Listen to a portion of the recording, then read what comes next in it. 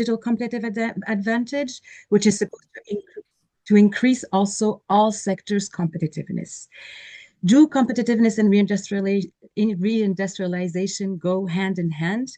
And in the frame of the rush for competitive advantage, does social economy have a role to play in driving this competitiveness and driving this EU reindustrialization? So we will challenge this through contribution of social economy experts in the fields of energy, digitalization, tourism, cooperative industry and services, and also banking.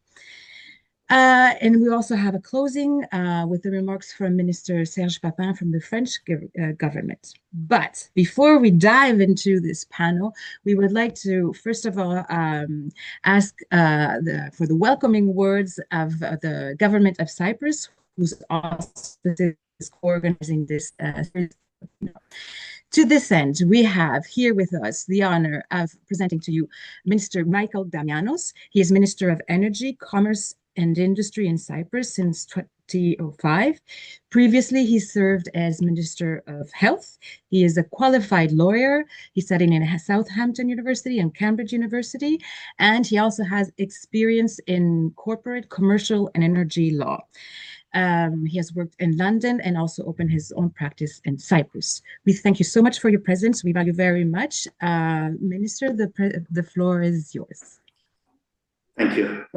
Dear President of Social Economy Europe, delegate representatives of the European Union institutions and member states, distinguished speakers, dear social economy stakeholders, ladies and gentlemen. It is with a great pleasure that I have accepted to welcome the opening of this webinar on democracy at work and how social economy actors bring European Union values to people. I would also like to congratulate Social Economy Europe for organizing such a great event, which is placed under the auspices of the Cyprus Presidency of the Council of the European Union. Social economy advances European values, active citizenship, and a resilient, people-centered economy. In December 2021, recognizing the contribution of social economy in society, the European Commission adopted the EU Action Plan for Social Economy, and in November 2023, published the Council recommendation on developing social economy framework conditions. In that respect, social economy, people's economic and social well-being, as well as active citizenship and democratic participation, are indeed an integral part of Cyprus's presidency policy priorities on strengthening EU industrial capacity in strategic sectors. The social economy offers a new way to tackle social and economic challenges, while also facilitating more people-centered approaches to various transitions. It fosters inclusive governance through stakeholder participation and channels surplus funds back into social missions and local communities. It also creates opportunities for sustainable competitiveness, drives innovation across economic, social, and environmental spheres, and reinforces territorial cohesion between cities and rural areas by leveraging local roots, while addressing at the same time the community needs and boosting resilience. Cyprus is in the process of implementing the EU Action Plan and the Council recommendation through various initiatives, such as developing legal frameworks for social economy entities, providing state aid through various subsidy schemes, developing tax relief bill for investors to social enterprises, providing public procurement in specific business fields, exclusively for persons with disabilities, as well as developing training and mentoring programs for people with disabilities who are interested to work for a social enterprise or even to register their own. The social economy in Cyprus, comprising cooperatives, social enterprises, associations, and foundations, represents a developing and values-driven segment of our economic system. These actors operate not only with economic objectives in mind, but also with a strong commitment to social cohesion, environmental sustainability, and democratic governance. Although still relatively modest in scale, the social economy is steadily gaining ground. Its contribution goes beyond numbers.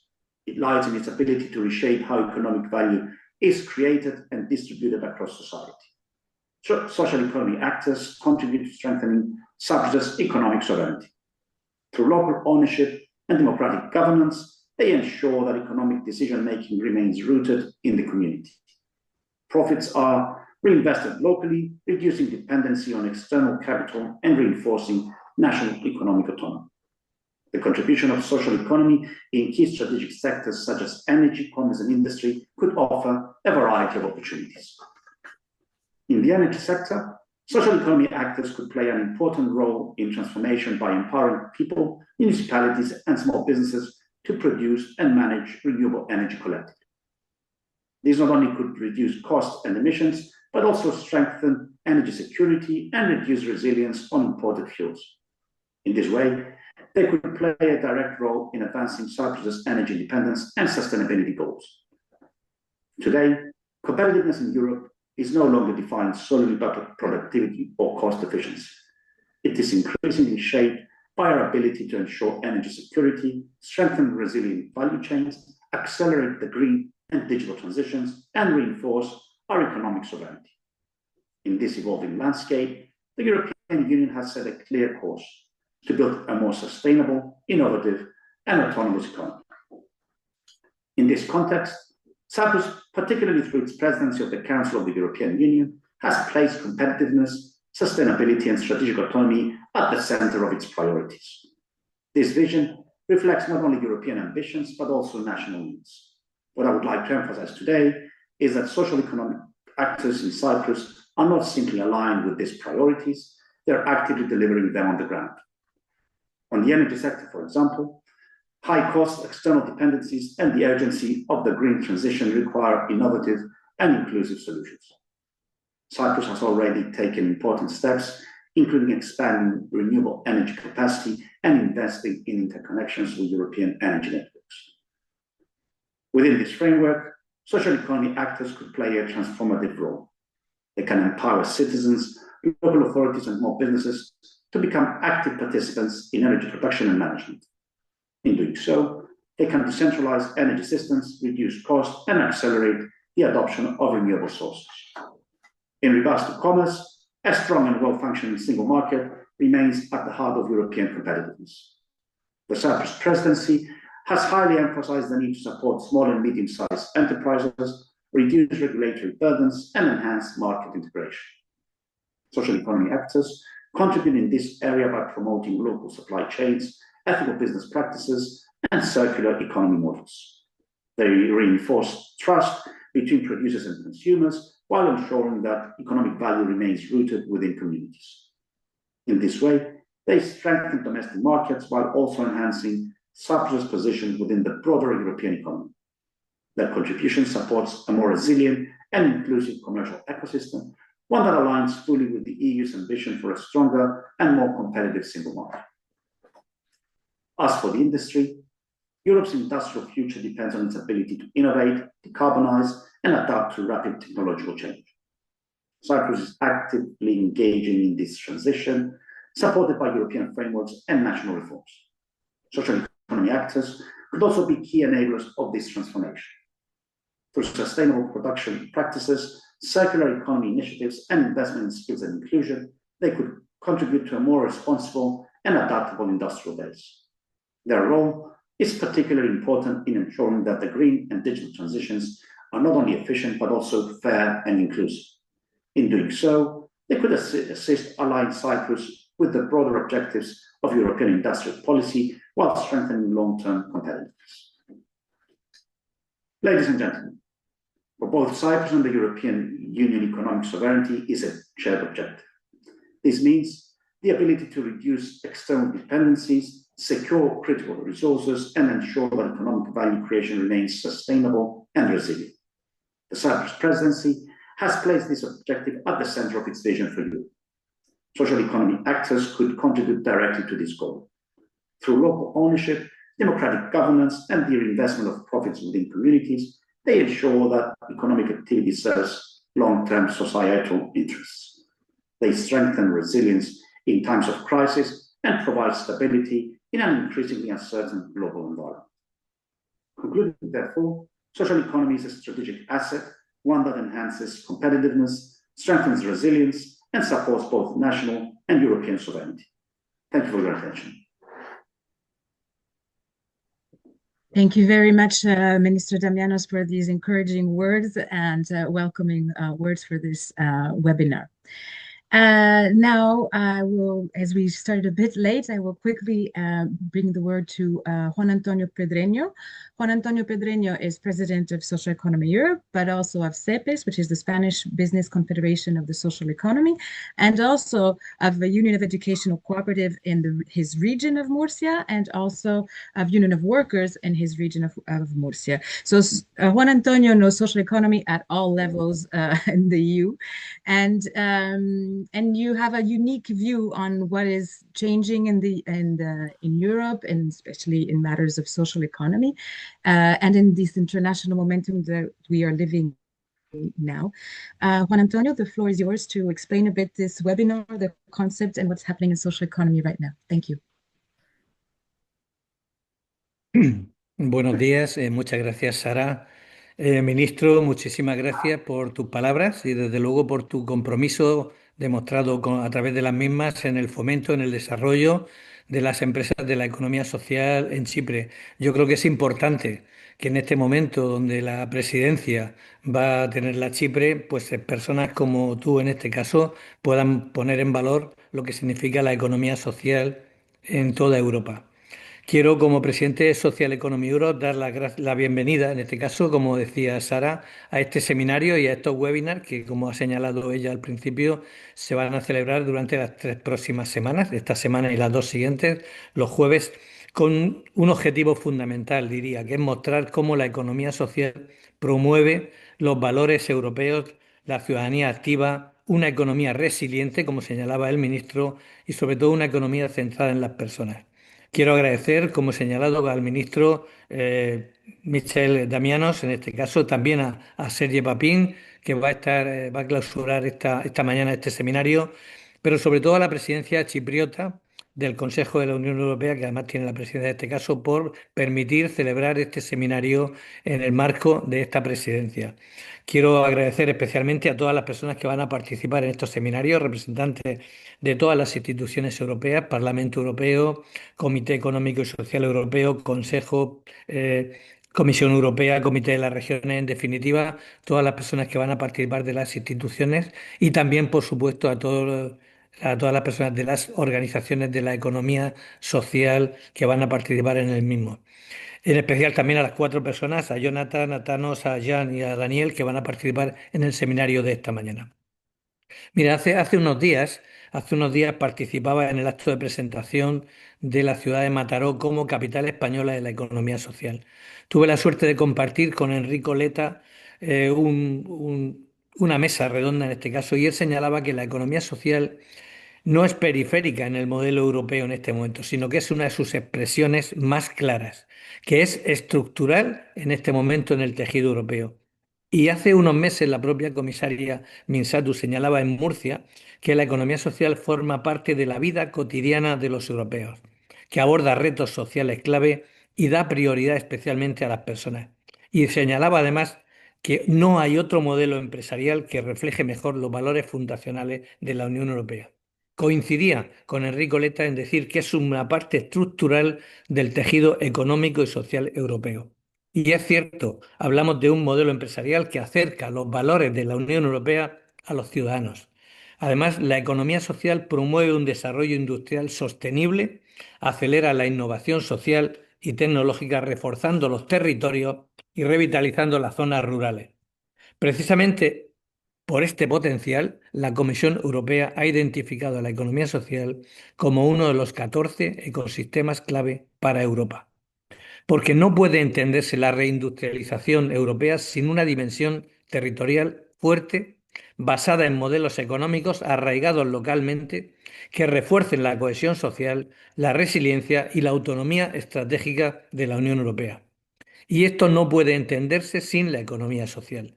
Un actor económico de primer orden, con más de 4,3 millones de empresas, más de 11 millones y medio de empleos, el 6,3% del empleo europeo, el 8% del PIB, más de 1 billón de euros de facturación, más de 95 millones de miembros en cooperativas y 135 en asociaciones. Hablamos de un pilar estructural de Europa. Y en estos webinars hablaremos de eso, precisamente de eso y del papel de la economía social en sectores clave, como se ha señalado al principio por Sara. Hablaremos de cooperativas industriales y de trabajadores, de finanzas éticas, de proximidad, de cooperativas y de comunidades energéticas, del sector digital y de las plataformas cooperativas, del desarrollo territorial y de otros ámbitos. También lo haremos de los avances recientes a nivel europeo, avances que están creando ventanas de oportunidades, como puede ser la revisión intermedia del Plan de Acción Europeo, de la actualización del Reglamento General de Exenciones por categorías para permitir ayudas de Estado seguras, sin burocracias. Hablaremos de contratación pública y hablaremos también del marco financiero plurianual, fundamental para mantener el vector social y algo que no podemos entender desde un apartado estrictamente técnico, sino de una decisión política de dibujar la Europa que queremos para los próximos años. Desde Social Economy defendemos la importancia de integrar plenamente la economía social en las estrategias europeas de competitividad y soberanía económica, porque la economía social no solo contribuye a la reindustrialización, sino que propone un modelo distinto, basado en la participación democrática, la relocalización de la producción, la creación de un valor económico y social a largo plazo. Sin duda, y finalizo, van a ser 3 sesiones intensas, apasionantes y sobre todo interesantes. Quiero está seguro de que van a ayudar a visibilizar la aportación de la economía social en este momento a los distintos sectores y al tejido empresarial de Europa. Así que solo deseo el mejor de los trabajos, que seguro que será así. Muchas gracias a las personas que hoy intervienen y con toda seguridad las que van a intervenir los próximos días. Muchísimas gracias y a trabajar. Thank you very much, Juan Antonio, for these encouraging words and for setting the scene of these three webinars and what is happening at European level for social economy in general. So now we get into the core of this webinar, which is the panel. We are going to address here how social economy supports the competitiveness of EU through different sectors. I'm going to start with Jonathan Bonadillo. He is head of policy of RESCO, which is a European Federation of Energy Cooperatives. Jonathan, you play a key role on advocacy work for advancing community energy and citizen participation in the energy transition across Europe. You have a long experience on EU energy policy and regulatory frameworks. Today, energy is a key asset reshaping geopolitics as it is an essential component of competitiveness as well. Jonathan, tell us, how does social economy contribute to the EU energetic autonomy quest? And can you give you a few examples of such contribution and perhaps make some links with some key EU initiatives? Jonathan, the floor is yours. Thanks indeed, Sarah, for the introduction, and thanks for the invitation to this webinar. I'm very delighted to see here so many people interested in this topic of the social economy. I want to shed a particular light on social economy, which is the energy cooperatives, which are part of the social economy environment, and how the energy cooperatives have prevented from citizens and SMEs and companies from fossil fuels and prices volatility, and how it has sheltered us from energy crisis. So with the current energy crisis that we are facing, I wanted to share with you a few examples of energy cooperatives, energy communities that have proven that it's possible through social economy to actually control and shelter and shield citizens, SMEs from energy prices spike. And without further ado, if I may I share my screen? I have a small presentation, yeah. So, can you see my screen? Perfect, thanks Yes. indeed. Excellent, thanks indeed. So, I have a small presentation. I have 10 minutes for it, I understood, so I will keep it in 10 minutes. About how energy communities have shielded our economy from fossil fuel and from energy prices spikes during the crisis, during the Ukraine crisis, but also during the Iran crisis that we are seeing right now. First of all, a short presentation of ResCoop. Who are we? We are a Federation of Energy Community. We were established in 2013. We are a non-profit organization with headquarters based in Brussels, member-based organization. We are representing more than 2,500 energy communities operating all across EUs. And we also have energy federations and cooperative federation, regional federations under our membership. What are energy communities? So for those who are not familiar with energy communities abide by 7 principles, which are the cooperative core principle. The first of them is voluntary and open membership, which means that anyone, anytime can join the energy cooperatives. The second is democratic member control. It means one share equals one voice. So citizens which are investing together in renewable energy assets, and one share equals one voice. Economic participation through direct ownership. So this is really what we are talking about here. Autonomy and independence from big incumbents and from major utilities. Education, training, and information of the members, of the citizens, cooperation among cooperatives, and also concern for community, which is the most important. So, which is why it is part of the social economy. It's because the energy communities have a concern for local added value, for social added value. For instance, 80% of energy communities invest into reducing energy poverty, for instance. So this is something which is to be noted, and this is also what makes us part of the social economy, the concern for the community. We have several legislation that concern us. I don't want to go through all of them, but just be aware that the Renewable Energy Directive, the RED, and the Internal Energy Market Design are the 2 pillars, the 2 roots of the foundation of the energy communities in the European Union.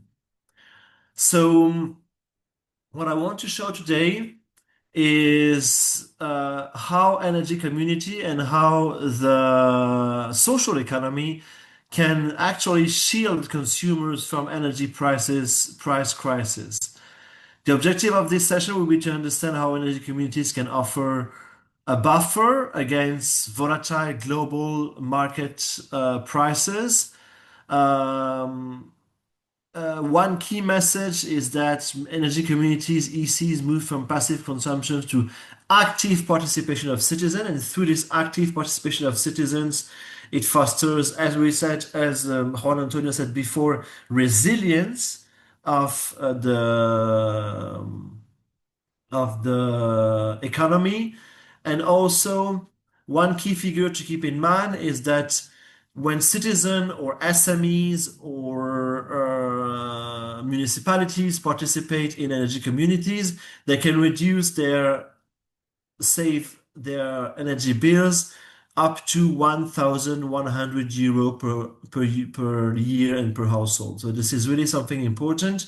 So participating in energy communities doesn't only mean being part of social economy, but also means being part of affordability and hence resilience towards energy price spike that we can see right now.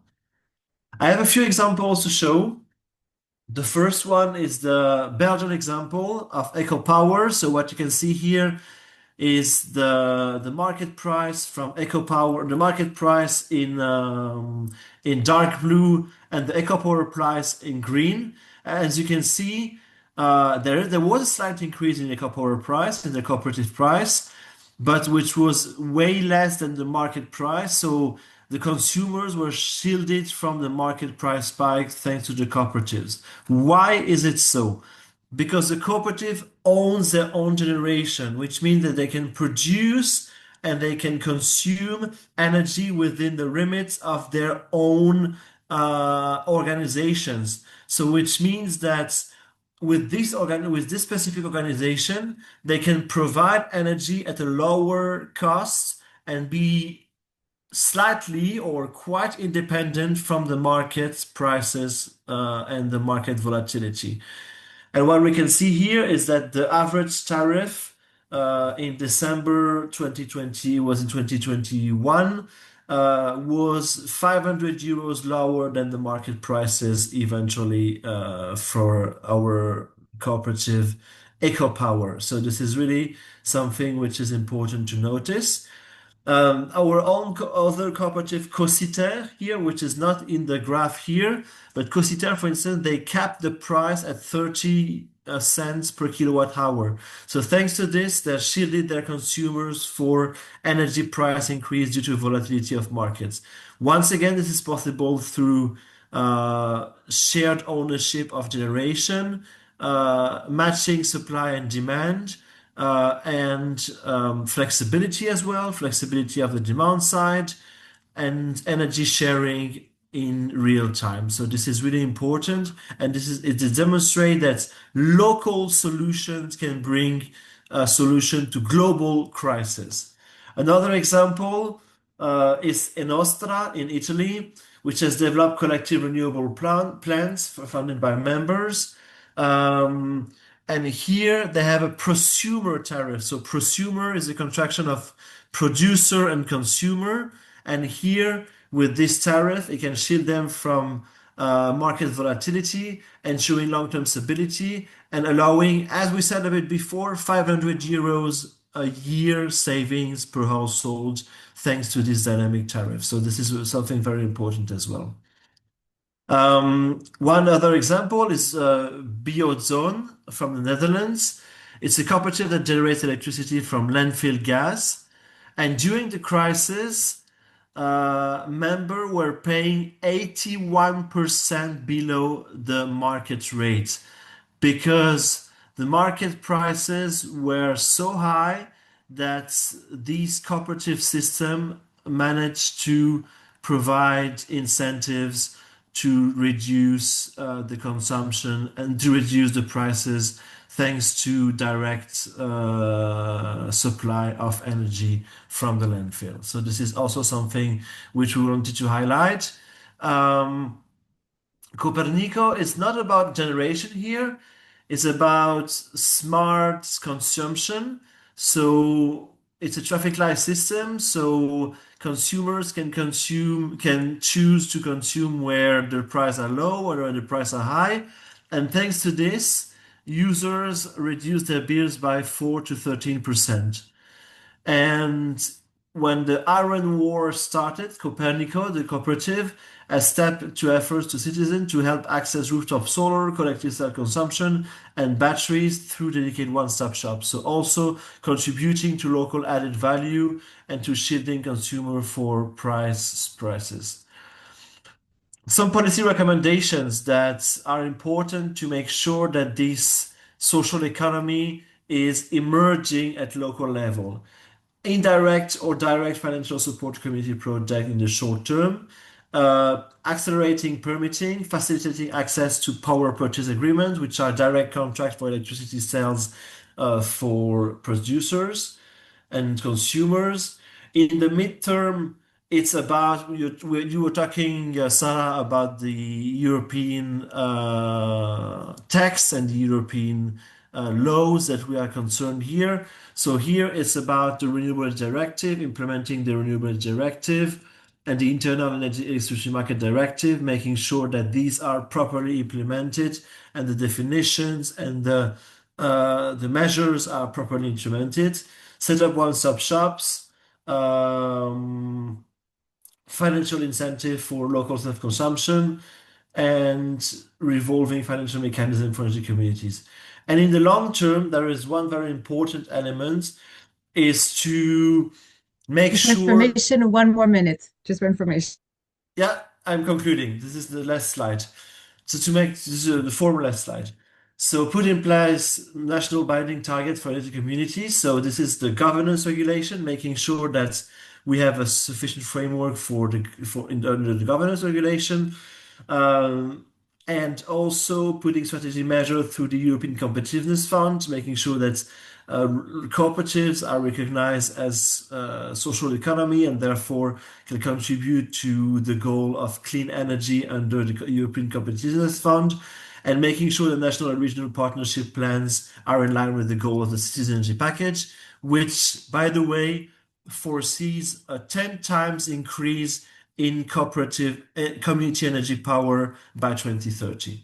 As a conclusion, the benefits of energy communities and social economy for energy is to keep wealth within the community and lower the individual energy bills, to mitigate energy poverty by providing affordable alternatives to commercial utilities, and also systemic gain, which is enhancing grid stability and accelerating local energy adoption. So this is a whole set of economic, social, and energy system advantages for the social economy and for energy communities. They can play a role, especially in these times of crisis.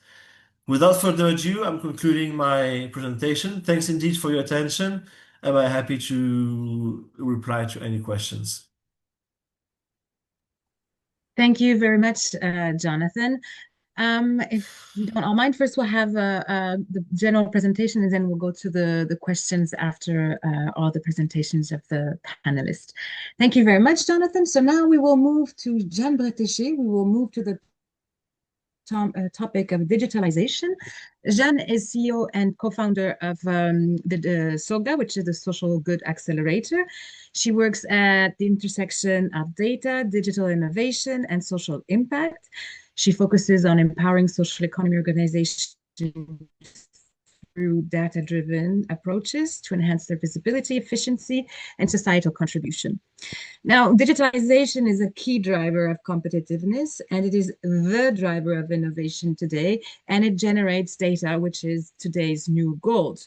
So, Jeanne, tell us, how does social economy contribute to the EU digitalization and so request of the EU?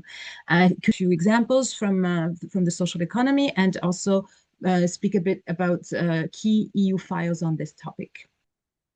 Sure. Thanks, Sarah, for the invitation. I'm very glad to be among you all. So since 2017 at SOGA, we've been documenting, advocating, and building bridges in the field of digital social economy. Surveying over 800 organizations, conducting 60 research focus groups per year, and mapping more than 1,000 social tech solutions across Europe. We have also maintained a permanent dialogue with the EU Commission since 2019, co-building the Social Economy Action Plan, and then the Transition Pathway Roadmap for Social Economy. And we also co-chaired the expert group that delivered the EU Code of Conduct for data sharing in the social economy. I'm also part of French public councils working on social economy and also on digital affairs. And these are not just honorific responsibilities. They allow us to articulate a clear strategy for digital social economy. We've always worked on two legs. First is the digital transition for social economy, and the other one is the promotion of our digital champions, because we have some within social economy. So basically, if we go back to the European ambitions regarding both digital transition and social economy, it looks like Europe has placed two major strategic bets for this decade. The first is digital sovereignty and transformation. So through the digital compass and the path to the digital decade, the EU has committed to concrete targets by 2030. 8% of adults with at least basic digital skills, and 90% of SMEs reaching a basic level of digital intensity, but also universal connectivity and fully digitalized public services. The second bet is the social economy, and we adapted the Social Economy Action Plan consider also social economy as one of the 14 key industrial ecosystems, which is not always convenient because we cover a lot of sectors, in fact. Then after the EU explicitly called on member states to adopt national social economy strategies, and we are currently in France, because I'm a member of the French Council for Social Economy, working on the national strategy. And for sure, digital transition is one of the key the key prospects we cover, and it's quite new, to be honest. And we've been invited at the table really recently.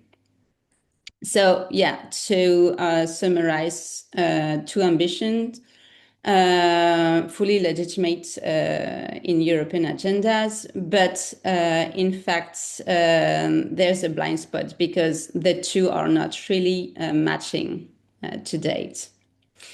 We have a lot of investments and public fundings towards digital transition, but regarding both digital transition for social economy, but also the bet on our digital champions is not as good as it should be.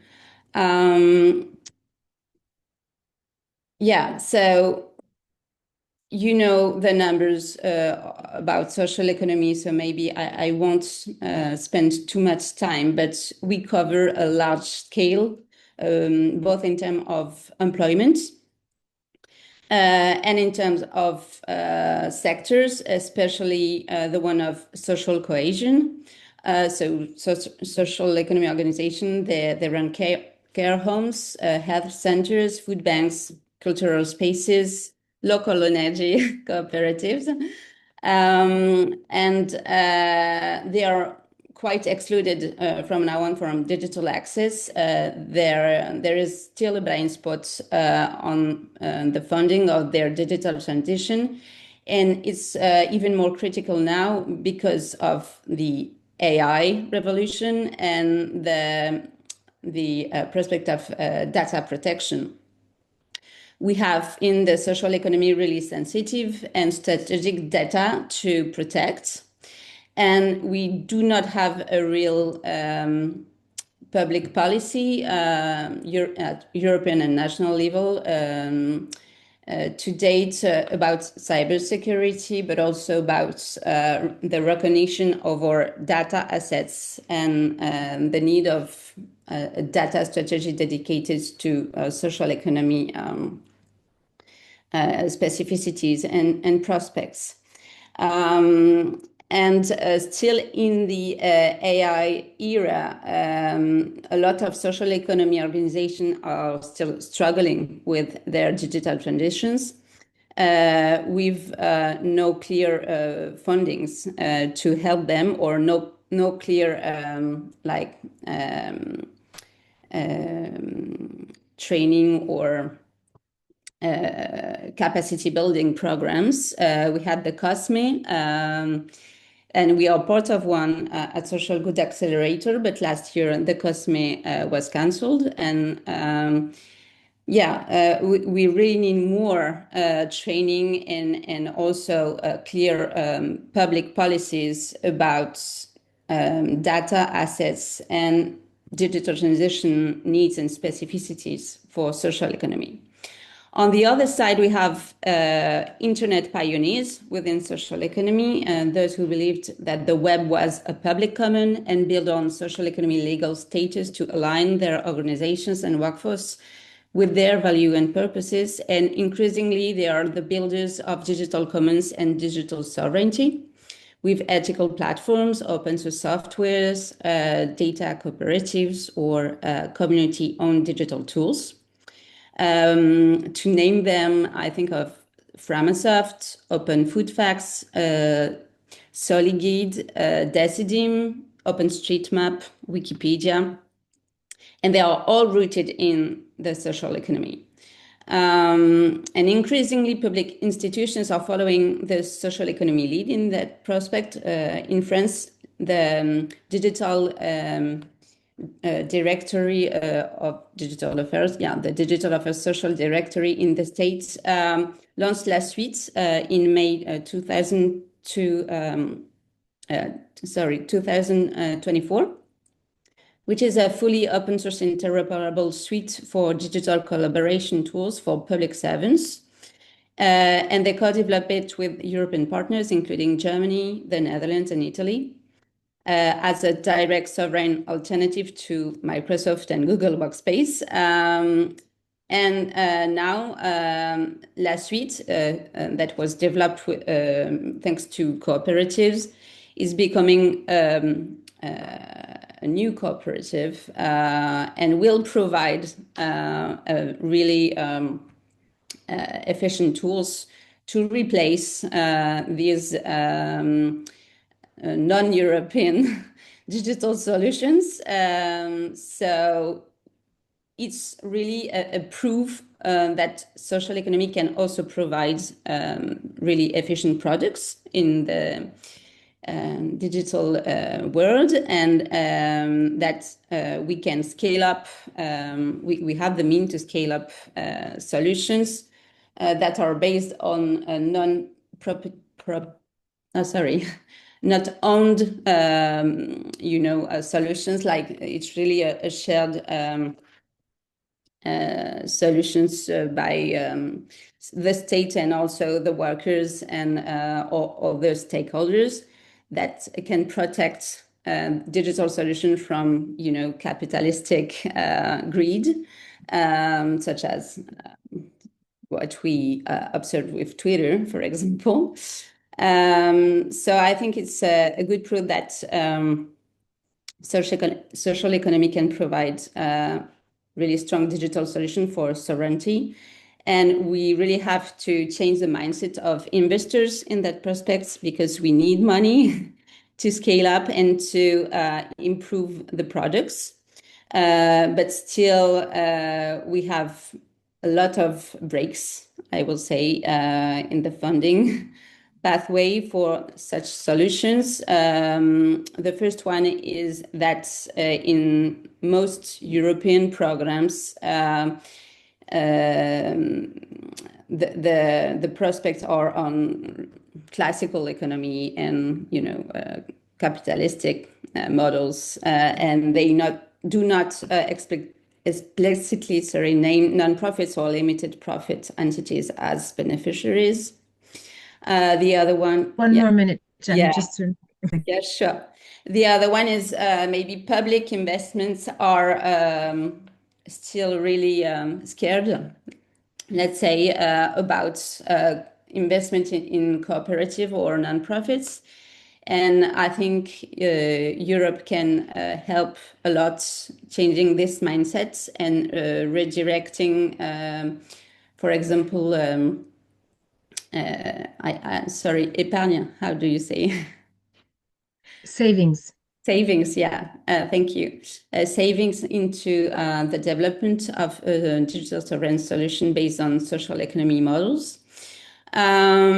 So yeah, I think I will close my intervention now, but just saying there's a third digital way for Europe based on our regulatory requirement first, but also our research and talents assets, of course, and also on social economy models that will ensure, in fact, the protection of our digital sovereignty, but also allow us to cover all type of people within our society and guarantee digital inclusion, which is fundamental for the preservation of our democracies. That's it. Thank you very much.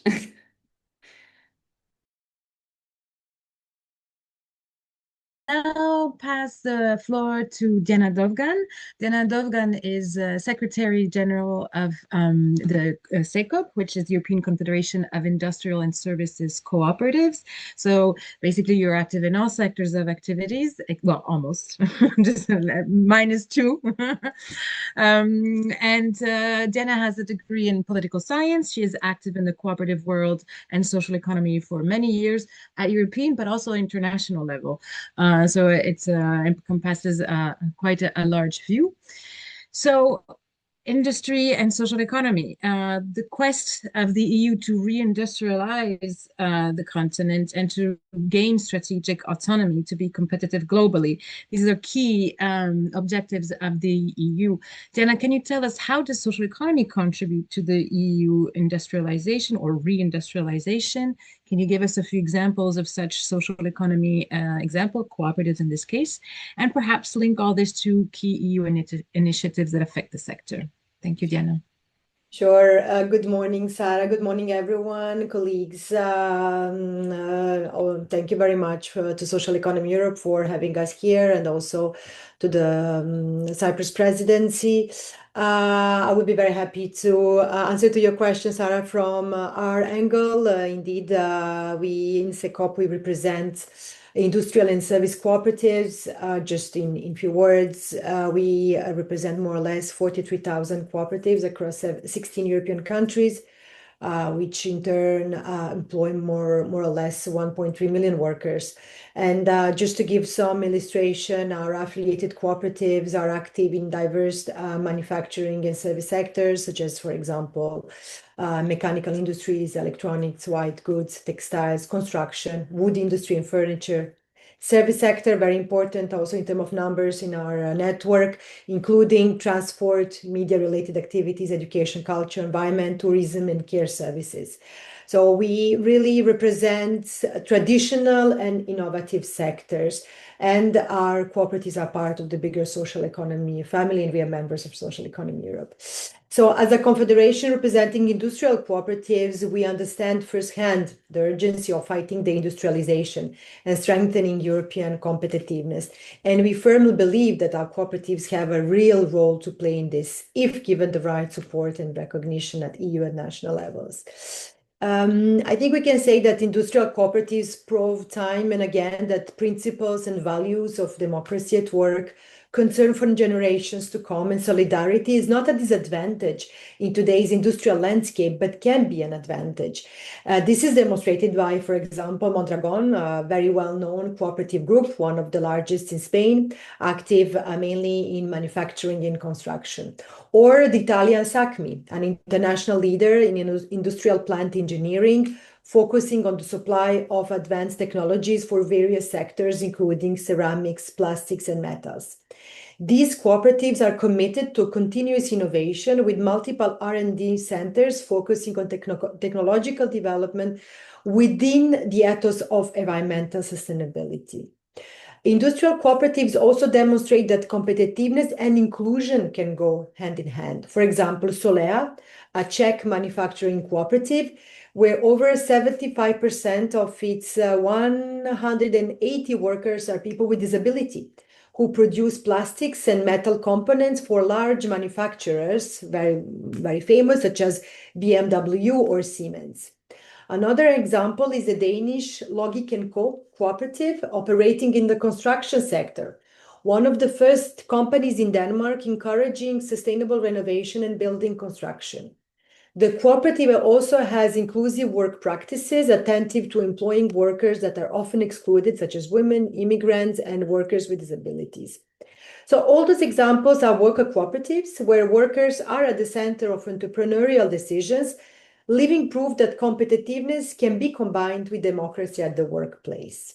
So those are just few examples underlying that industrial cooperatives are an important part of the EU industrial fabric and must be sufficiently acknowledged and supported to increase the economic and strategic autonomy of the EU.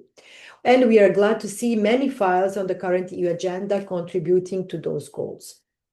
With negotiations underway for the next MFF, we are looking forward to the recognition of cooperatives' contribution to increasing competitiveness, particularly within the European Competitiveness Fund.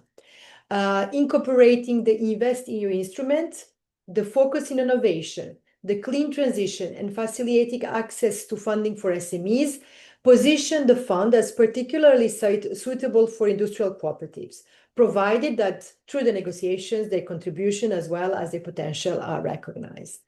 To this end, CECOP is calling for cooperatives to be embedded in the European Competitiveness Fund regulation, including their recognition as key partners in ensuring European preference.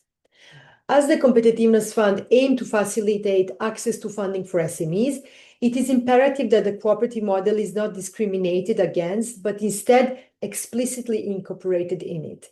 In fact, the fund's InvestEU instrument is well positioned to continue the work of the previous InvestEU fund, which has been a crucial instrument supporting social economy and cooperative enterprises over the last years, including the creation of new cooperatives, development of existing cooperatives, and for funding workers' buyout. I think that colleagues from FEBA can also testify that. Let me now just say a few words about workers' buyout, but I think it's very interesting, very interestingly linked to the today's discussion. By workers' buyout, we mean when employees of a company, often one that is struggling or whose owner, for example, is retiring, buy the business themselves and convert it into a worker cooperative. In few words, rather than seeing their company closed or sold to an outside investor, those workers take ownership and run it democratically. And the workers' buyouts are a very powerful tool to fight against the industrialization. They ensure that businesses that are at risk of closure or relocation remain in the local territory, together with the jobs, the know-how, and the skills. And this is even more relevant in the rural and remote areas.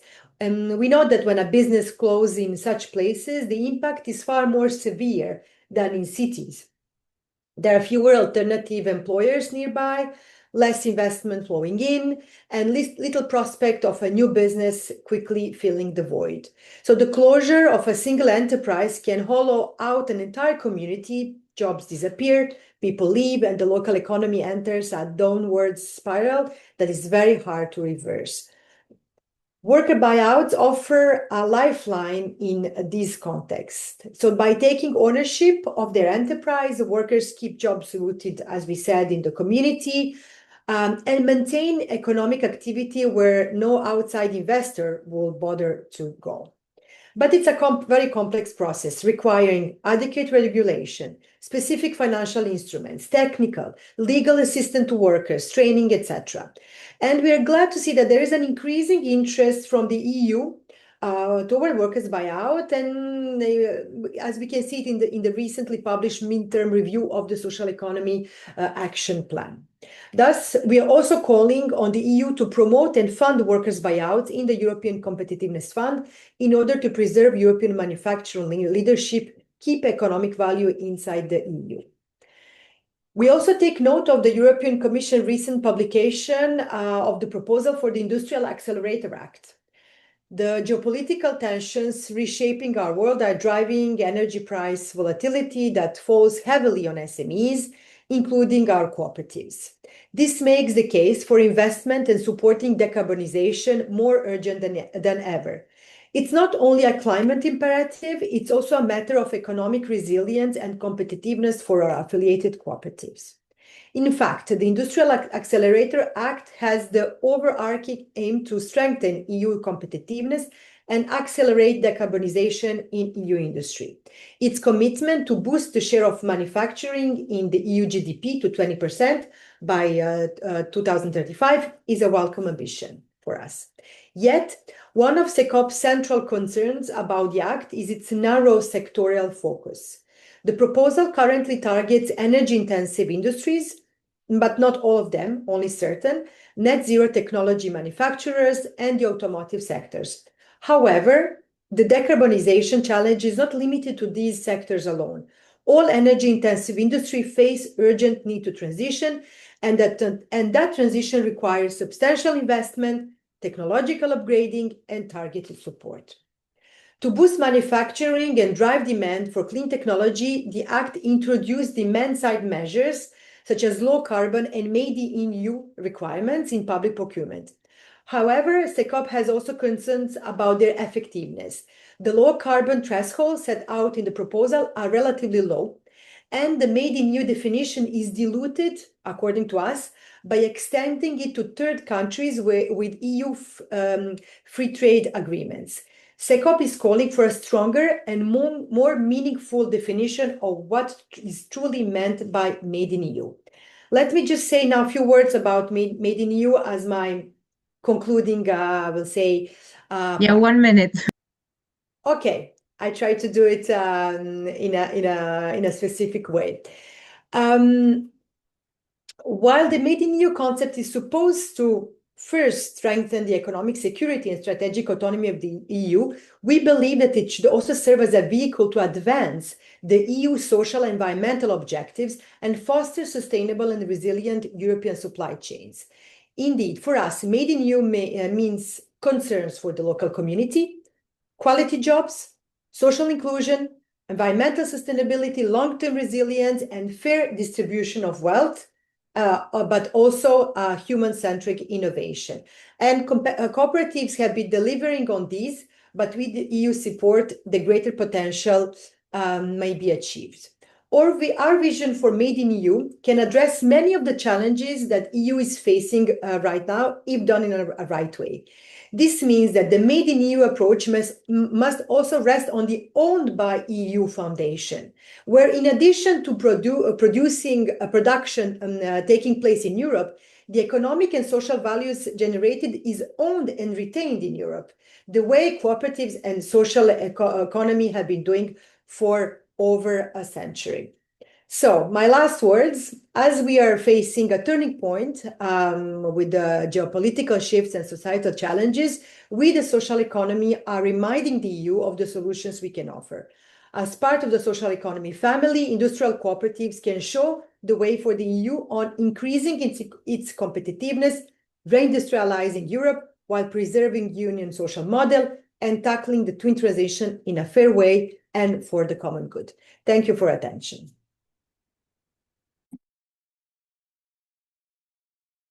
Sarah, you have no microphone, but Thank you, Thanos. this may save the others from pronouncing my last name. Yes. Okay. Thank you, Diana, for the clear presentation. Indeed, we go from Diana to Thanos, from industry to tourism. Thanos is a deputy regional governor of tourism of the region of the Peloponnese. He's involved in promoting sustainable tourism and regional development strategies. His work contributes to strengthening locally rooted economic models, and we've heard that, and enhancing the attractiveness and resilience of regional ecosystems. So tourism, given the EU history and nature, tourism is a big contributor of the EU GDP, especially in certain countries. Can you explain to us, please, how the social economy in particular contribute to the EU tourism and perhaps some links to EU important initiatives linked to this sector? Thank you, Thanos. Okay. Thank you, Sarah. At first, good evening, everybody. Congratulations for the initiative, and I'm really honored from the invitation. So, 2 words for the Peloponnese as a destination at first, okay? So I don't know if you're familiar with the Peloponnese is the southernmost part of the Greek peninsula, the upside down fork with the 3 small peninsulas at the south. So let's say that we have around 50 coastal destinations according to NUTS 2 nomenclature units, okay? So let's say that we have 50 coastal destinations in the Mediterranean. The volume of the tourism activity positions the Peloponnese around 40th to 50. Okay, so we're not a very mature and developed destination comparing to other coastal destinations of the Mediterranean. So we have maybe 70% of our soil is mountainous. Still, we have 1,005 kilometers of quite active coastline, and something that it is very important is that the 95% of our enterprises is very small, up to 9 persons involved. So this guides to the main problem that we have, and it is a cross-section problem that the entities are small, the actions and the initiatives are very, local. They're not strong, they're not big, and they cannot reach far. So this is a problem that we have in tourism also. This is why we're developing projects such as the Peloponnese Trails project. Some words about the Peloponnese Trails project. The Peloponnese Trails project is about the development of a trails network which consists of more than 2,500 or 3,000 kilometers, and its core objectives is the development of the physical infrastructure, is the unification, integration of those small networks that are, diverse in many small places of the Peloponnese, and of course, the development of one brand. Under this brand, hopefully, all those small networks will. Sorry, okay. Yes, of course. So what we did in order to, because our start was how to develop a product about a tourism product. Okay, this is our start. Our start is not the social economy. Social economy was a tool for us in order to achieve our goals. Our main goal was to develop a product, an integrated tourism product. So when we had to choose our colleagues, our partners, or maybe a contractor in order to do the physical job on the trails, the best solution that we could come up with was the social economy entities. So for developing this trails network, we worked together with more than 22 or 23 social economy entities scattered all around the Peloponnese. Each one of those entities was something like a godfather for maybe 100, 150 kilometers of trails. And taking into account this first much needed part of collaboration between the region and the local entities, social economy entities, we try to integrate them, to use them, to get their help for other parts of this product development project also. So they're involved right now into promoting the trails network.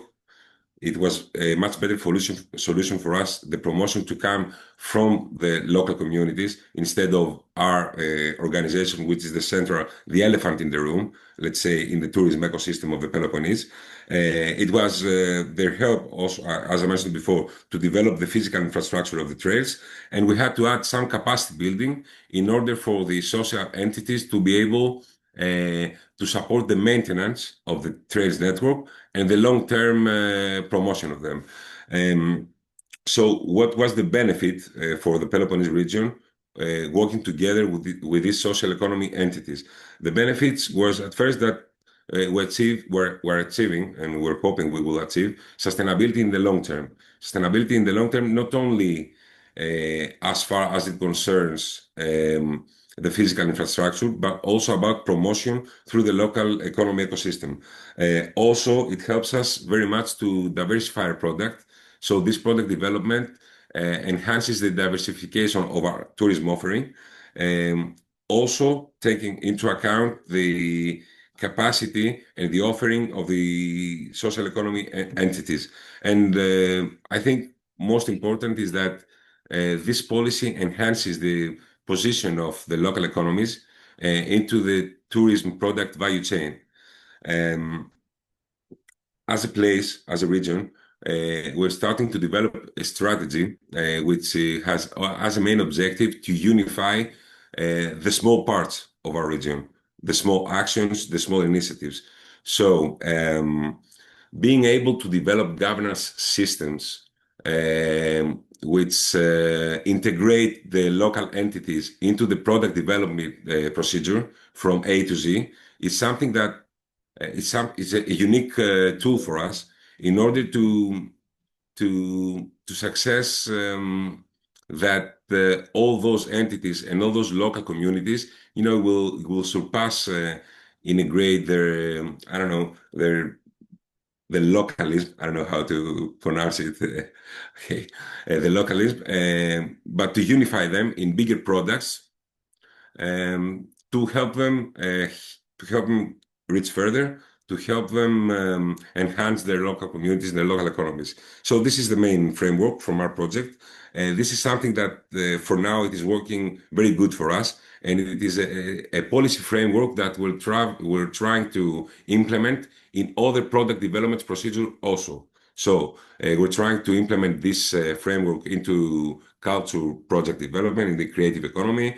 We're trying to implement that into big festivals that unify the scattered local communities, and other product development projects also. So I think it is obvious that as far as it concerns the EU initiatives that our project is aligned with, I think the Sustainable Tourism Agenda for 2030 is a very good example for that, because we're promoting sustainable tourism for both a natural and anthropogenic environment, but also for enhancing the local community's economy into the tourism value chain. And of course, as far as it concerns cohesion policy, it is something that it is working for us for both within the region, but also it increases our competitiveness as far as it concerns at least the coastal destinations of the Mediterranean. This is in short. I think I was quite fast. Yes. Thank you, Thanos. Thank you very much. And now I will give the floor to the last but not least of our panelists, Daniel Serosal. He is director of the European Federation of Ethics and Alternative Banks, FEBEA. He works on advancing ethical finance and supporting financial institutions aligned with social economy values. With a track career within the social economy financial sector, he is engaged in developing financial tools that foster inclusive competitiveness and locally anchored economic development. So, Daniel, money is the lifeblood of any venture. Many panelists have mentioned there is a need for investment and funding of social economy in particular, but also specific ones in specific sectors. Some speaker have. How can alternative and ethical banks support the EU economy and competitiveness in generally and social economy in particular? And maybe are there some key EU initiatives you would like to mention in this field? Daniel, the floor is. Well, small question, money. Let me give you a few numbers just to give you an idea. So the movement of ethical and sustainable banks brings together around 79 billion in assets, which sounds like a lot, but it's actually not that much in the banking sector. But the specificity of it is that we tend to focus it mostly into the real economy. Around 70% of that goes into loans, and it goes into the real economy, and it goes in particular into organizations. And we give total priority to the social economy in our choice for lending. We do this with several focuses in mind. First of all, we want to see an economy that is linked to the territory. We are in a globalized world, but we don't sort of take part of it. We want to see tangible impact. So whatever we finance has to improve society, improve the environment, or generate employment or well-being. And with that, we sort of pick the many projects that come to us, not necessarily having a thought about competitiveness at first, but about coherence with our values. But when we look at it from our perspective, the social economy is already a strategic sector. It's somehow something the EU doesn't end up understanding. It represents, in terms of turnover, something similar to what the automotive industry is in Europe in terms of GDP contribution. And somehow that doesn't make it yet a priority sector. It brings, in terms of employment, millions of jobs. Many of the tech industries that are so popular today don't create those jobs. And I'm not talking about what our colleague Jean was saying before. I'm talking about the typical sort of high-tech solutions, And it brings together 4.3 million enterprises. That's the last numbers I found. Maybe there are more, and if we take the cooperative sector more broadly, it could even be higher. which means for us it's a strategic sector, and we don't quite understand why it is not for the EU. In terms of its contribution to competitiveness, of course, it depends a little bit how you interpret competitiveness. No, if you see it as a kind of, if you reduce it to sort of technological innovation that allows you to create products or services that can be sort of globalized and sort of increase the value of your company into the stock market, this is a super narrow vision. But I think there is a broader vision of competitiveness. It means that social enterprises, for example, they create wealth, but they also create wealth where it's most needed, which is typically not in the cities. It's actually in rural areas or in a broader context, and that's very important. It strengthens local societies, it addresses real problems, it creates jobs, housing, energy, agriculture, inclusion in general. So for me, it's a definition of a resilient economy. And if we want to be really competitive in the very turbulent world in which we live in, this resilient economy can be considered the backbone of the economy. Without that, you cannot even undertake the globalized solution that goes via the stock market, et cetera, and the high technological innovation. So I think this is something that needs to be repeated many times. But there's more to that. One of the reasons why we invest in the social economy is not only because of what it does, but it also is the way in which it does it, because wealth that is created in the territories does not escape, it remains there. The jobs, again, are created there in the Peloponnesus or wherever it is, and they remain there. They're not going to be delocalized to somewhere cheaper or somewhere with more advantages. The taxes will be paid where the activity happens, and that will contribute to the state coffers. And the profit will not end up in a fiscal paradise by optimizing profits to the max and leaving sort of not much for anybody else than the producers of profit. So I think it's important to underline that this is the backbone of the economy. So for me, if you look at the call me unorthodox if you want, but if you want to talk about the real competitive economy, for me the social economy is the backbone of that. If you don't have that, you cannot build on the rest. So as ethical banks, and let me give you some examples. We cover many sectors, but there are a few that appear more often, and some of them were mentioned today. First of all, most of our banks are cooperatives themselves, and this is a democratic way of mobilizing money from people that goes into the real economy locally. And that is not to be undermined because it's not the normal way banks always work. And we are looking for impact rather than profit. So that is also a big distinction. But this money goes into what? It produces housing through mostly cooperative housing projects, and often in coordination with local authorities. And housing is a big problem today in many countries. It produces energy, which is also a backbone of the economy. Clean energy produced locally, as Resco was saying in the beginning, this is something we particularly like financing, because not only has the democratic component of citizens controlling the energy that they produce and they consume, but also it basically insulates you from any price fluctuations, any vulnerabilities, any Straits of Hormuz, whatever it is, you are basically disconnected from that. So the more of that we have, the better, and that is also resilience, but also a competitive advantage.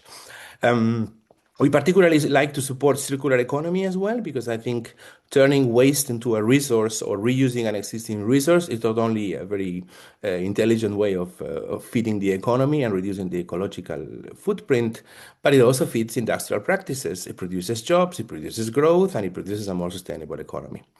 One aspect that we do that is maybe not so known is that we also finance municipalities, not the bigger ones, but the smaller ones, where they have an agenda to implement that is either inclusive or sustainable. We basically bid through public procurement processes like any other bank to actually support that financially.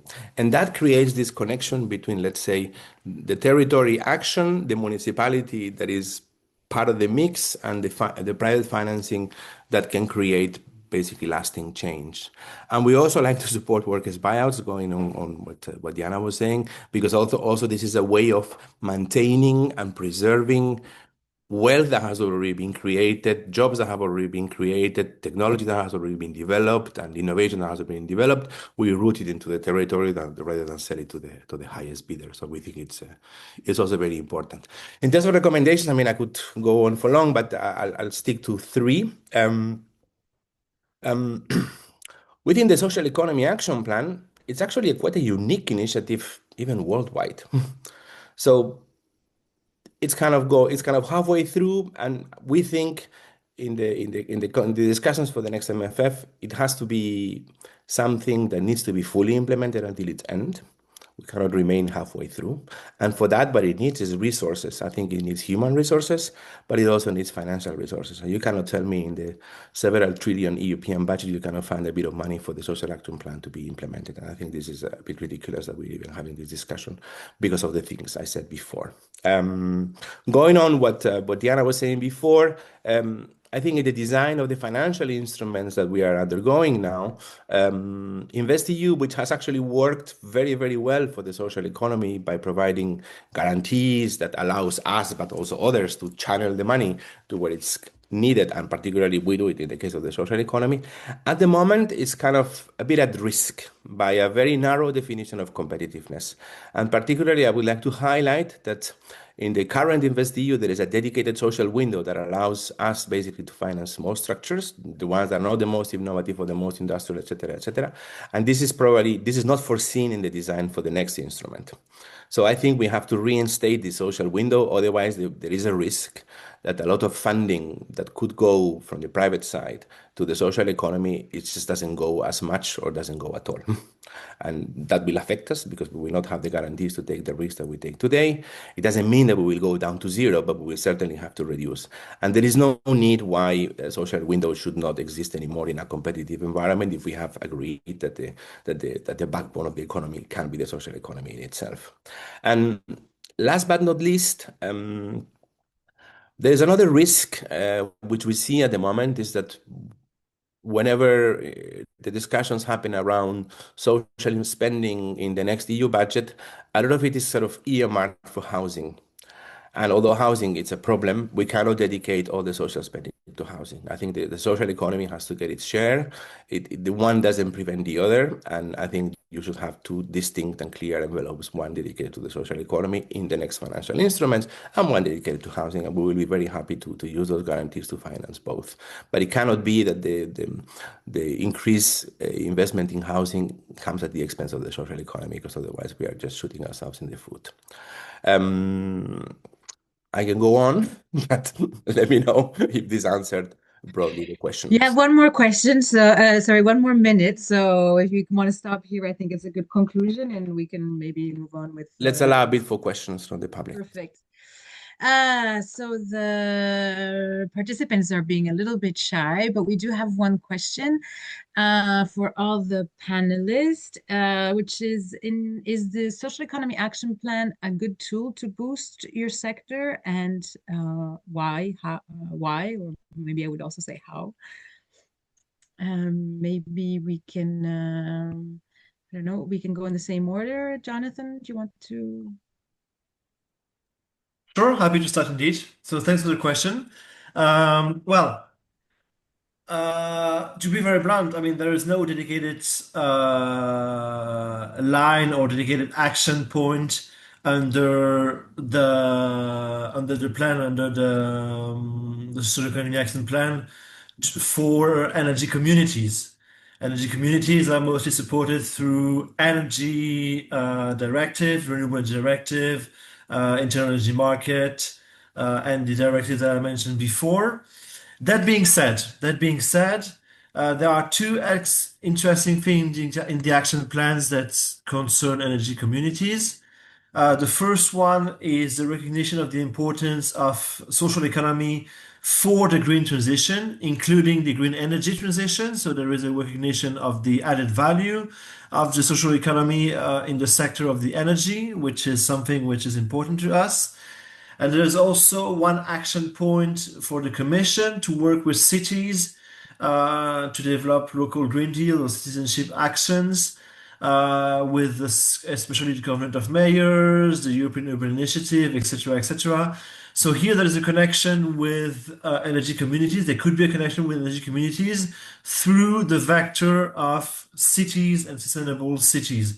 So there are indeed some elements. I mean, I would say it's not the main text that reinforces renewable energy communities and that recognizes renewable energy communities, but there are some hooks And we do hope that in the next batch after 2030, there will be, of course, more elements towards renewable energy communities. Thank you, Jonathan. Jeanne, do you want to comment on what is the social economy action plan a good tool to boost your sector, and why or how? Yes, yes, it was so helpful back then because it was the first initiative towards digital transition, really, to our knowledge. Before we worked with program funded especially by Horizon. There was this amazing program called Digital Social Innovation for EU that opened a pathway before, but it was so useful even for the dialogue with member states, in fact, in France, to be able to rely on the social economy action plan. And what is really weird, in my opinion, is that we are still working on the national strategy now, while it's been a while. We worked on the social economy action plan, so it takes time, definitely. And the AI revolution and the COVID crisis, happen in the meantime. So we also have to adjust. Digital transition is really changing a lot in the perspective of what is at stake, for organizations. Sorry, I I have a trouble with my room. No problem. It's not easy to focus. But we are trying with the French national strategy to align better with the global prospects and also the regulation ones, because I think social economy has to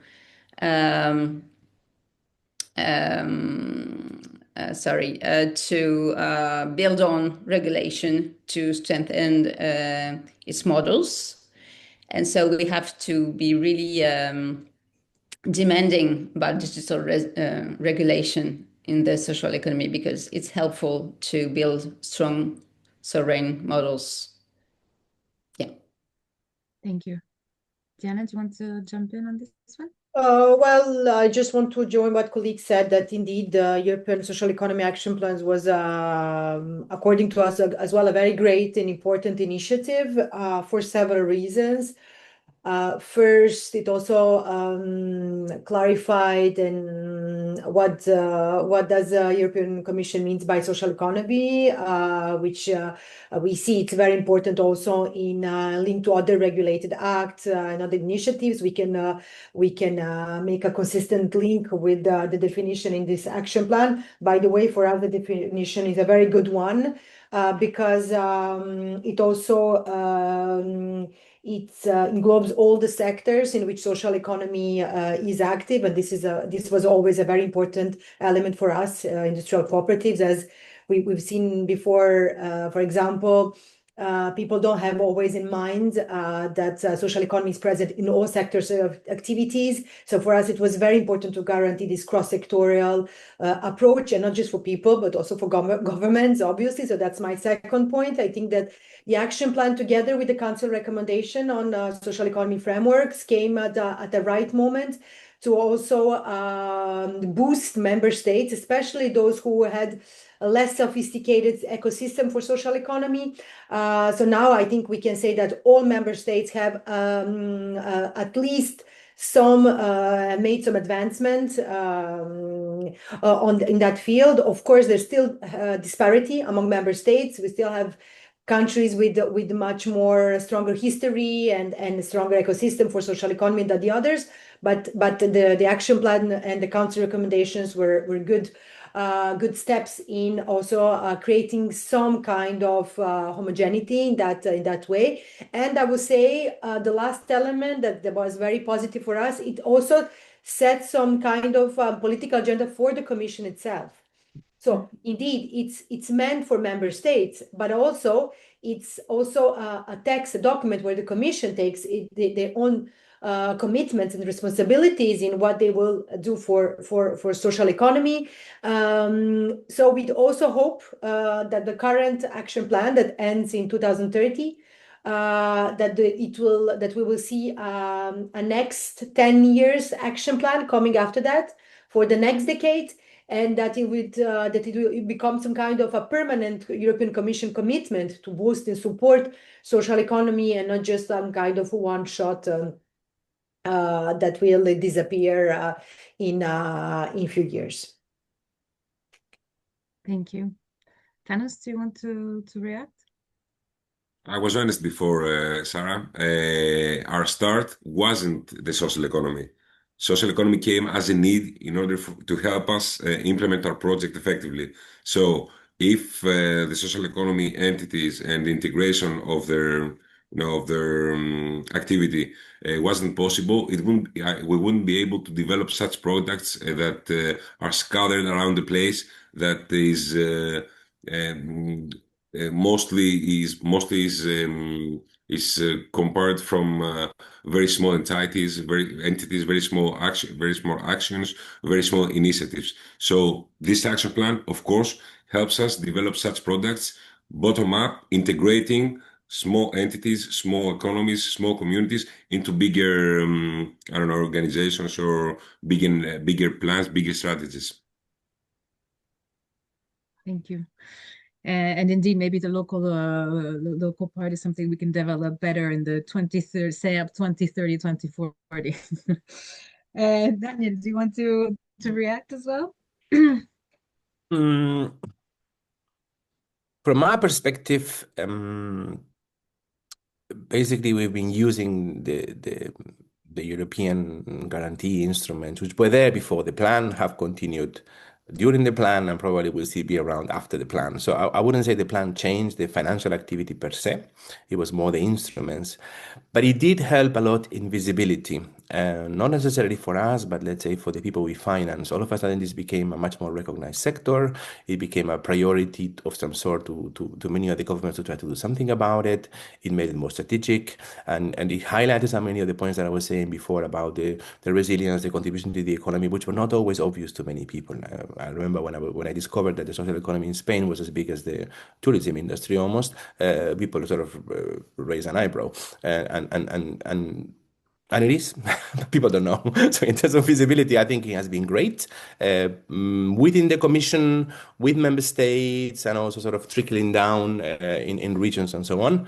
But I still think there's a lot of potential to sort of improve the existing, and that should be done under the plan. Improve the existing financial instruments, improve procurement rules, improve participation in other policies, mainstream the social economy much more, as we were starting to do, and somehow now are wondering whether that will continue to happen. So I will keep insisting that the combination of the social economy action plan and the financial instruments, from our perspective, has been very successful, and it exists nowhere else in the world. And this is an acumen that we have to preserve, as simple as that. Well, then maybe the demo stayed so niche, and it hasn't been able, the social economy action plan, even with all these figures showing how social economy contributes to digital transition, the green transition, low resilience. I mean, we said it all. You all, between all your presentations, had all the elements that we're putting on the floor, and still, when it comes to competitiveness and resilience, we are not properly heard to the height of what we do. I mean, in the sense that social economy is not integrated into part of this, and it's difficult, for example, in the negotiations on the MFF, which are crucial because money says where the real action is going to happen, and it's difficult for to mention social economy. There's negotiations ongoing, so it's not finished. But how can we make that clear? I mean, how we know it, but how can we make sure that all the others, the ones who have to make these important decisions, designing the MFF and competitiveness and resilience policies, how can we make sure that it becomes natural for them to understand as well, if anybody has any tips for us? If I may, I'm not sure it's gonna ever become natural, but that's why we are here. I mean, that's what why we are working for. I mean, to ensure at least I would say the mainstream of the idea that in EU you have a diversity of business models, and that all business models needs to be recognized and integrated in EU policies. But at the same time, we say we are not just a business model. We are more than business model. We are not just a legal form different from another. There are a set of principles and values that are not just words on paper, that also have demonstrated their own added value, impact, etc. So all of this needs to be recognized, and it's not an easy job. I mean, we will. I mean, we can see that are active at the EU level. It's a permanent challenge. That's why we are. Beside the European Action Plan, that, as I said before, was a very important initiative and it still is, we always say we cannot just have specific policies for social economy. We also need to mainstream social economy in all EU policies that have an impact on workers, on communities, on enterprises, etc. So it's a challenge. But I mean, that's why we are here for, and that's why also being also united, joining forces within the cooperative family, within social economy, Europe, with other partners, is an important thing to do. Thank you, Diana. Does somebody else want to jump in on this one? We still have 2 minutes before we go to the next step. I think we could use the current turbulence in the world to our advantage and say that while energy coming from Qatar becomes more difficult to attain now, maybe energy that is produced in Europe by citizens for citizens all of a sudden takes a different importance. And you can take it in many other sectors of work of the social economy, is that we bring that resilience that is mostly disconnected from global markets and basically ensures things keep going no matter what Trump decides to do tomorrow. And this is not to be underestimated, I think. And probably this 1 year ago wouldn't have gone down maybe as well. But in the current context of uncertainty, all of a sudden we bring certainty, and that's not a small value. So I think we are sometimes taken for granted on the one hand, and on the other hand, we are ignored. Maybe we have to make sure that people understand that those jobs are not there by chance. The wealth that is created is not there by chance, and the work that it goes into the many organizations of the social economy, it's actually happening. And it would be very different if it didn't happen. If you take a few million jobs out of the job market in Europe, if you take 10% of GDP, things look very different. And all of a sudden, we don't manage to sort of convey that message. It's just taken for granted. But maybe it shouldn't, as nothing is taken for granted these days. To take the opportunity of this crisis, the ongoing global crisis, just like COVID actually was a big accelerator of the social economy plan in itself. So now we have another type of advocacy and lobbying to do through the global crisis that is happening right now. So unless somebody has a present last word they would like to share, I would really like to thank you all for these great contribution to the debate. I think it really was inspiring, and it gave us a lot of food for thought. I will be resuming a little bit what has been said later, but before that, we are going to showcase a video from Serge Papin, which is a French minister for social economy. Also, he is minister in charge of social economy. They are working on their strategy right now for France and social economy, linked to the recommendations. And he has shared with us, he couldn't be here in presence, but he was happy to be invited. So Rodrigo, I'll let you launch the video. Yeah. There's a problem of volume.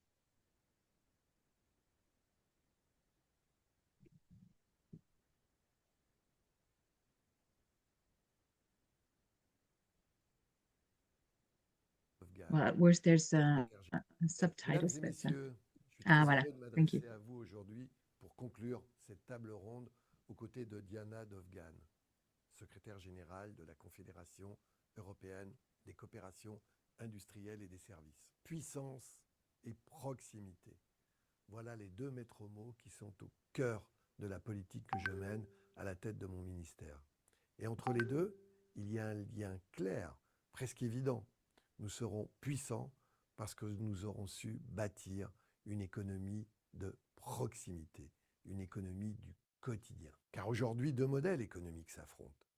D'un côté, un modèle hors sol, parfois même hors la loi, celui de certaines plateformes de e-commerce chinoises contre lesquelles je me bats au quotidien. Notre mobilisation a d'ailleurs conduit la Commission européenne à ouvrir une enquête à leur sujet.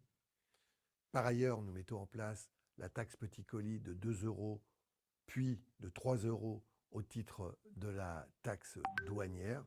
C'est donc bien 5 euros qui seront concernés par la livraison de ces colis au grand plus tard à partir du mois de novembre. Et de l'autre côté, un modèle, le vôtre, enraciné dans nos territoires, proche du local, de l'économie du quotidien. Et c'est ce modèle que nous devons développer, soutenir et transformer en véritable avantage comparatif. Et pour cela, nous disposons d'un atout considérable, l'économie sociale et solidaire. Ce n'est pas une économie de niche, c'est une économie puissante, structurée, qui compte en son sein des entreprises très performantes parmi les 212 000 entreprises qui composent aujourd'hui cet écosystème en France. Je vais en citer quelques-unes à titre d'exemple qui incarnent pleinement cette alliance entre puissance et proximité. Dans le domaine industriel, je pense notamment à Acom, leader européen des câbles automobiles et de la fibre optique et qui produit dans la Manche. Dans le domaine agricole, je pense à InVivo, qui en plus d'être le deuxième négociant européen de céréales, développe sur notre sol des unités de production d'engrais à efficacité améliorée. Dans le tourisme aussi, je pense à l'UCPA, qui compte une centaine de sites vacances de proximité et génère un chiffre d'affaires de 344 millions d'euros. Je pense aussi également à la chaîne hôtelière de Best Western. Voilà quelques exemples. Et on pourrait évidemment évoquer le secteur bancaire qui aujourd'hui est détenu à 70% par des structures coopératives, ou encore le commerce, que je connais bien, où 3 des 5 premières enseignes de grande distribution reposent sur des modèles coopératifs profondément ancrés dans nos territoires. Alors au-delà de ces chiffres, l'ESS, elle incarne une manière différente de produire, une manière différente d'entreprendre, d'investir. Elle contribue à reconstruire des chaînes de valeur locales, à relocaliser des activités stratégiques et à créer des emplois non délocalisables. Et je me réjouis que votre webinaire y mette en lumière ces acteurs de l'économie sociale et solidaire qui contribuent chaque jour à redonner un ancrage local à notre économie, à redynamiser nos territoires et à démontrer que la performance et la responsabilité peuvent se conjuguer. La France porte à l'échelle européenne une conviction simple. Il n'y aura pas de puissance durable sans une économie enracinée. Et c'est tout le sens de notre engagement dans le cadre du comité de suivi de la déclaration du Luxembourg qui permet aux États membres de construire une ambition commune, de parler d'une seule voix et de peser davantage dans les choix économiques et européens. En tant que coprésident du comité, nous travaillons avec l'Espagne pour encourager cette dynamique européenne. Concrètement, nous veillons à la mise en œuvre du plan d'action européen pour l'économie sociale et à l'élaboration de stratégies nationales ambitieuses. La France finalise à cet égard sa propre stratégie nationale. Nous portons également une exigence claire, celle d'une Europe qui reconnaisse pleinement les spécificités de l'économie sociale dans ses règles et ses politiques et qui fasse des marchés publics un véritable levier de transformation responsable. Alors que se discutent les contours du futur cadre financier pluriannuel, nous avons ainsi adressé avec la ministre espagnole Yolanda Díaz un courrier à la présidente de la Commission européenne afin de soutenir la place de l'ESS dans les fonds structurels. Cette action, elle traduit notre volonté de garantir que l'ESS soit pleinement reconnu et soutenu dans les instruments financiers de l'Union. Car il faut le dire clairement, l'économie sociale et solidaire, ce n'est pas une option, c'est une nécessité, c'est un choix stratégique et c'est surtout un puissant moteur pour réussir nos transitions, réindustrialiser, relocaliser, décarboner, recréer de l'emploi dans tous nos territoires. Et mes amis, rien de tout cela ne se fera sans elle. Je vous remercie.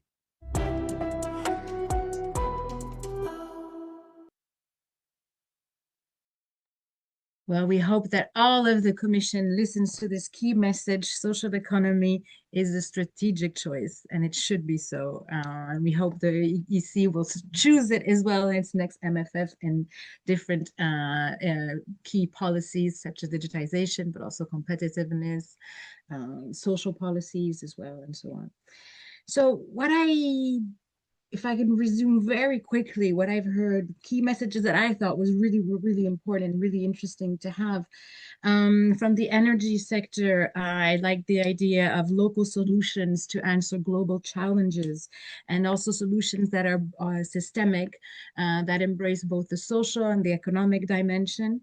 From the digital world, I hear ambivalence and the term in the sense that on the one hand, social economy is not uptaking digitization enough, especially with the AI wave coming up. It needs more training and in general in digitization, but also to know how to use its data better. But on the other hand, social economy is also pioneer of a sovereign digital world in link to the EU values. And for the digital sovereignty of the EU. And from the industrial intervention, I take on board the idea of an economy not only that the cooperative values and the social economy values are actually a competitive advantage. Cooperatives in particular have strong R&D for sustainable environmental solutions, for social inclusion, but also embedded in economic viability. And especially the EU should keep in mind that the cooperatives not only develop made in EU, but it stays in the EU, and it retains jobs and wealth within the European territory, which is exactly what we need in terms of resilience. From the tourism, I thought it was really interesting that not an actor from social economy, but adopted and understood the importance of social economy, how local authorities can really build sustainability of their economy based on aligning small social economy initiatives from different sectors for the resilience and to make a framework of sustainability, economic and environmental. From FEBEA, I really liked the idea of that these banks, ethical banks, have understood the importance and the strategic importance of social economy to support the economy locally, and a key actor of resilience. It should be the backbone of economy, Daniel told us, and we believe this strongly, and we will bring this message forward. So I really thank you all for your amazing input. We will be making an article on it, and we'll be using this material to disseminate our key message. Social economy is a key actor of competitiveness, resilience, and industrialization of the EU. Thank you all for being here, for your insights, and I thank you all participants for staying with us the whole time. And we will meet again next week for the next webinar that we are organizing under the auspices of the Cyprus Presidency of the Council. Thank you very much. Have a great day, and see you all next week. Thank you very much. Thank you. Bye, everybody. Bye. Bye. Thank you. Bye.